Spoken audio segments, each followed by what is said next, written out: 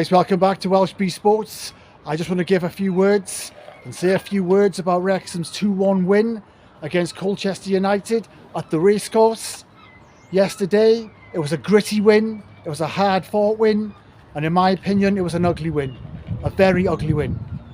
The win was so ugly, it would lose to William Boyle in a beauty contest. That's how ugly it was, but the 3 points were beautiful. It keeps them ticking over. They ground out the win. So they're well up there still. They dropped down to third now, I believe. Somehow Barrow have overtaken them. They've crept up on the outside. So that draw at Barrow earlier in the season is looking quite decent. So that's something to respect. But I struggled to watch the game, to be fair. I got here after work. I worked yesterday. I was up early, start work 4:30. I got up at 3:30, so I was knackered when I got to the racecourse. I staggered into the Mold Road end, staggered and wobbled in through the turnstile. I couldn't walk up the steps to my seat. I struggled to get up the steps. My legs were wobbly and rubbery. They were like Bruce Grobbler's legs in the penalty shootout against Roma. But some old geezer helped me up the steps. He said, "Come on, son, I will help you." This old geezer, about 78, helped me up the steps. He said, "Come on, son, I've got you. You're not going to fall. Don't worry. One step at a time. I've got you. But do you listen to suggestions?" he said. I said, "No, I don't." He said, "Well, take some advice, son. Stay off the drink." I said, "Drink? Drink? I'm sober as a judge." But it was a difficult game to watch for me because I was so tired. I couldn't stay awake. My eyes were closing. I was drifting off, trying to stay awake. The whole pitch was a blur. Everything was a blur. All I could see was a blur of colours. Red, white, and certainly blue and yellow. It was like watching the game through a kaleidoscope. But, I mean, the blue and the yellow just reminded me of Sweden.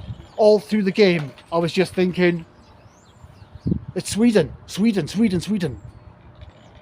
I'm trying to stay awake, but I'm thinking of Sweden. Sven-Göran Eriksson, ABBA. Take a chance on me, and I'm still free, or whatever it bloody is. But you know, Eureka Johnson. All I could think of was Sweden, Sweden, Sweden. I couldn't concentrate on the games at all. I was either falling asleep or thinking about Sweden. But even when I went home on the bus, I told the bus driver, "Take me to Sweden." He said, "Are you mad? I'm clocking off in 1 hour. I can't go to Sweden." But Mad Jeff would have done, wouldn't he? Mad Jeff would have taken me to Sweden. Now, if you don't know, Mad Jeff was a bus driver in Wrexham in the 90s. He was an independent bus driver, absolutely crazy. He owned his own double-decker bus. It was a sham, it was a shack, it was a shed on wheels, and he was a nut job. He was a crazy guy. He would give Charles Manson nightmares. And when you got on his bus, he decided where you got off. 35p, you could end up 100 miles away at his discretion. And you got on the bus when it was moving, and you got off the bus when it was moving. He just didn't stop. And as I said, it was up to him where you got off. You didn't have a choice. You paid your money, you take your choice, you take the risk. But Mad Jeff would have taken me to Sweden. Whether I liked it or not, he would have taken me to Sweden. But as I said, it was a hard-fought win for Wrexham. You know, in the early goal from Lee, they didn't build on it. They didn't really kick on and dominate the game. That sending off changed everything, didn't it? George Evans doing so well in recent weeks, and that sending off just, you could see he was missed. You could see the void he left. And that void was exploited by Colchester. Certainly their number 7. And certainly in that first half, there was a lot of space for him to pick up the ball and run. I mean, it was a sending off. It was a dangerous challenge. He'd already been booked. So I can't complain about the sending off, but the referee, he just wasn't fair, was he? Cannon was on the receiving end. I think Mullin was at one point, maybe Dolby. There was a few times Wrexham were on the receiving end, and the referee didn't treat us the same. He got it wrong so many times. He was a bastard. He was a liability. The officiating was shocking. They get a lot of stick here. I mean, the officials, but they bring it on themselves because it wasn't fair yesterday. But Wrexham down to 10 men, playing with 10 men for so long in the game, it allowed Colchester back into it, which, you know, I expected an easier game. But it was rough, it was gritty, it was untidy, but Wrexham fought. But that second goal was crucial. That second goal was crucial. Whoever got the second goal was going to win, I think. If Colchester had made it to 1-1, they would have gone on to win. They tried to get forward, they tried to counter and exploit the extra space, and they had several half chances, and you felt they were knocking on the door. Mullin perhaps could have scored for Wrexham at one point, and you know, I think McLean had a good chance in the first half. But again, it was a battle, and you have to win these battles, and that's what Wrexham did. So we move on, we take the points in what was an untidy game, a difficult game overall. The atmosphere was tense.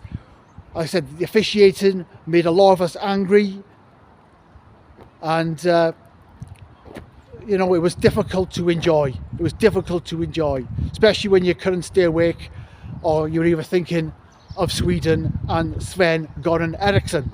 But 3 points for the town in a gritty battle, valuable points as we move forward. You know, Wrexham are a top 5 team guaranteed.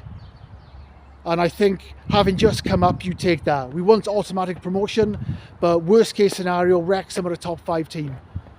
And they've been back in the Football League 15 years and they're a top 5 team. But promotion is well and truly on, and a title challenge is on.